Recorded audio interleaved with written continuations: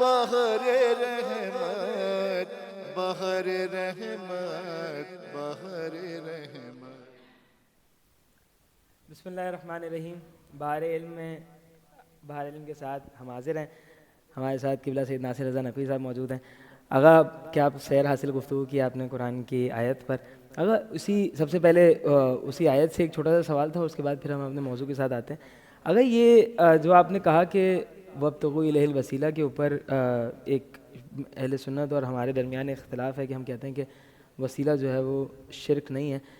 اگر وسیلہ تو قرآن سے مستثنیٰ وہ ہوتا ہے، کیا یہ بلا واسطہ اگر ہم ڈائریکٹ صرف اہل بیت سے مانگیں، یعنی خدا سے مانگ کے اہل بیت کا وسیلہ دینے کی جگہ اگر ہم اہل بیت سے مانگیں، کیا اس میں کوئی مذائقہ ہے؟ نہیں، اس میں کوئی مذائقہ نہیں۔ ہاں، ہمارے اور اہل سنت کے یہاں یہ فرق ہے کہ وہ کہتے ہیں کہ صرف اور صرف اللہ سے مانگا جا سکتا ہے، اس کے علاوہ کسی سے نہیں۔ صحیح۔ اور ہمارے یہاں ہمارا عقیدہ یہ ہے کہ اللہ اور وہ کہ جو اللہ کے مقرب بندے ہیں ان کے ذریعے سے جو ہے وہ مانگنے میں کوئی حرج نہیں ہے۔ اور آغا سیستانی کے فتوے کے مطابق ڈائریکٹ خدا سے بھی مانگا جا سکتا ہے، اور خدا کی بارگاہ میں اہل بیت کو وسیلہ بنا کے بھی مانگا جا سکتا ہے، اور ڈائریکٹ اہل بیت سے ہی مانگا جا سکتا ہے۔ یعنی اہل بیت علیہ السلام نے اللہ کی خاطر، اللہ کی خوشنودی کی خاطر وہ کارنامے انجام دیے، وہ قربانیاں دیں کہ اللہ نے اپنی رضا ان کو دے دی۔ بے شک۔ اب وہ کوئی بندہ ان کے پاس جا کے ڈائریکٹ کہہ دے کہ مجھے اولاد دے دیں، اور وہ اللہ سے، لیکن جو بھی مومن ہے، جو بھی شیعہ ہے، جب بھی وہ ڈائریکٹ مانگے یا واسطہ بنائے، سب کی ذہن میں ہوتا ہی اصل تو دینے والا اللہ ہی ہے۔ بے شک، بے شک ایسا ہی۔ ہم جو کہتے ہیں کہ پروردگارہ بحق الحسین میری یہ حاجت پوری کر دے، تو امام حسین کو وسیلہ بنا رہے ہیں۔ ایسا ہی۔ اور ایک دفعہ جب میں کہتا ہوں مولا حسین میرے یہاں جو ہے وہ رزق کی تنگی، آپ میرے رزق کو وسیع کر دیں، تو اس میں ذہن میں یہی ہوتا ہے کہ مولا میری اوقات تو ایسی نہیں کہ جو اللہ سے ڈائریکٹ مانگ سکوں، تو میں امام حسین کو اس لیے بیچ میں لے کے آتا ہوں کہ یہ خدا کے مقرب بندے ہیں، میں کہوں گا تو اللہ نہیں سنے گا، لیکن جب میں ان کے ذریعے سے کہوں گا اور یہ تو کریم ابن کریم ہے، تو یہ میری بات جب لے کے جائیں گے تو اللہ رد نہیں کرے گا۔ تو اس میں کہاں سے شرک ہو گیا؟ سبحان اللہ۔ ہم امام حسین کو خود ولی خدا سمجھ کے ہی جب ان سے مانگ رہے ہیں، تو یہاں پہ تو ہم نے امام حسین کی بلکہ روایتوں کے اندر آپ تو معصومین کی بات تو چھوڑیں، اب وقت کم ہوتا ہے اس لیے واقعات نہیں ہو سکتے، بس اشارہ کر دوں کہ ایک شخص آیا، اس نے کہا کہ اللہ کے رسول میری دعا قبول نہیں ہو رہی، کافی عرصہ ہو گیا، کیا کروں؟ اللہ کے رسول نے کہا کہ اپنی ماں کی قبر پہ جا کے خدا کی بارگاہ میں دعا کرو، اس ماں کی قبر کو وسیلہ قرار دو خدا کی بارگاہ میں، اور ماں کے وسیلے سے دعا کرو۔ تو جب ایک عام انسان کی ماں وسیلہ بن سکتی ہے، تو اہل بیت تو بطریقے والا جو ہے وہ وسیلہ بننے کے لائق اور مصداق ہے۔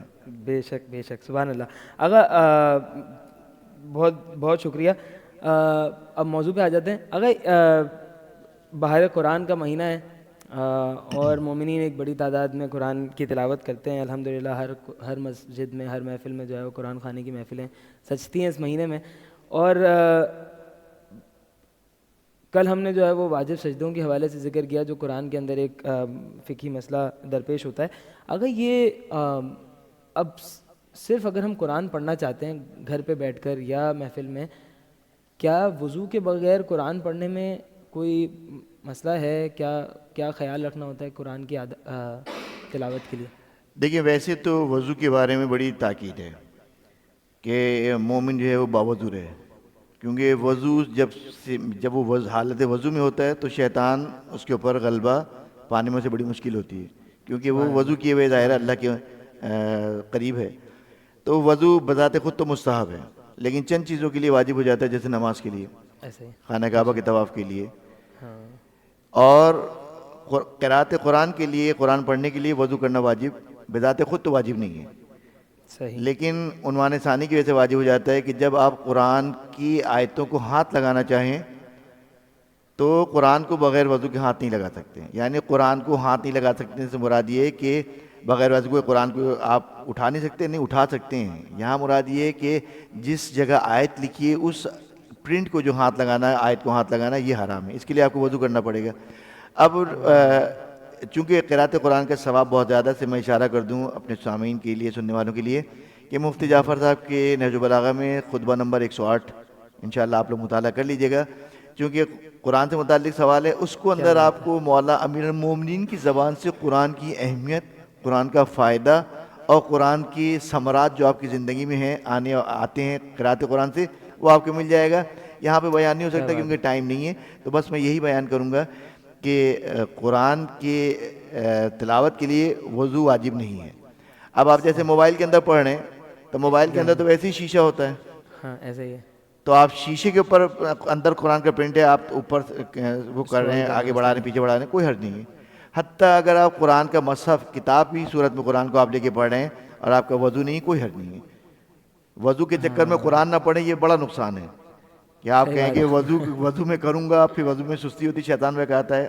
آج کل تو شیطان بند ہے, لیکن وہ شیطان بند ہے کہ جو ابلیس ہے, جو ہمارے اندر اور ہم نے اپنے اندر شیطان پال لیا, وہ تو ہمارے ساتھ ہی ہے. تو وضو کچھ کے چکر میں قرآن چھوڑ دیں پڑھنا, یہ غلط ہے. ہاں اور دوسرے طریقے بھی ہیں کہ اگر آپ وضو نہیں کر سکتے ہیں یا نہیں کرنے کے موڈ ہو رہا تو قرآن پڑھنا چاہیں تو آپ دوسرے طریقے بھی استعمال کر سکتے ہیں. آپ مثلا جو ہے وہ آیتوں کو ہاتھ نہ لگائیں, آپ صفحہ پر لٹنے کے لیے الگ سے جو ہے وہ کونے سے پکڑ لیں. یا اگر آپ سے یہ بھی نہیں ہو سکتا تو آپ پلاسٹک کے گلوز خرید لیں. اگر آپ کو اتنا ہی وہ ہے کہ میرا ہاتھ لگ جائے گا, پلاسٹک کے گلوز خرید لیں, گلوز پہنیں اور جو ہے وہ آیت کے اوپر بھی ہاتھ رکھ کے پڑھیں اور جو ہے صفحے کو بھی آسانی سے موڑیں. یعنی اگر آپ کچھ کرنا چاہیں تو کوئی مسئلہ نہیں ہے, نہ کرنا چاہیں تو بہانے ہزار ہیں. اگر یہ جو حاشیے پر قرآن کے حاشیے پر یا قرآن کے ترجمے میں اس کو ہاتھ لگانے میں کوئی حرج نہیں ہے؟ ترجمے کو ہاتھ لگانے میں کوئی حرج نہیں ہے, حاشیے کو ہاتھ لگانے میں کوئی حرج نہیں ہے. صرف حرام جو ہے وہ بغیر وضو کے قرآن کی آیت کو, چاہے قرآن کے اندر لکھی ہو, چاہے کسی پمفلٹ کے اندر لکھی ہو, چاہے کسی در و دیوار کے اوپر لکھی ہو. حتیٰ اگر کسی بچے کا نام عبداللہ ہے تو اس نام کو بغیر وضو کے ہاتھ نہیں لگا سکتے.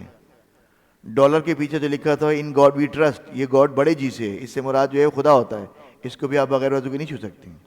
یہ چاہے انگلش میں لکھا ہوا ہے, انگلش میں لکھا ہو چاہے کسی زبان میں لکھا ہو, اگر لفظ خدا, ہاں گاڈ لکھا ہے جیسے انگلش میں, ہم اسی لیے تو ڈالر کا احترام کرتے ہیں.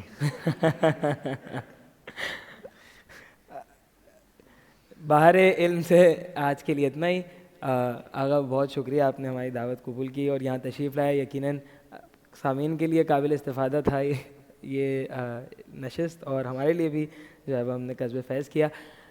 آج کے لیے اتنا ہی, انشاءاللہ کل پھر ملاقات ہوتی ہے. اپنا خیال رکھیے گا. وآخر دعوانا ان الحمدللہ رب العالمین.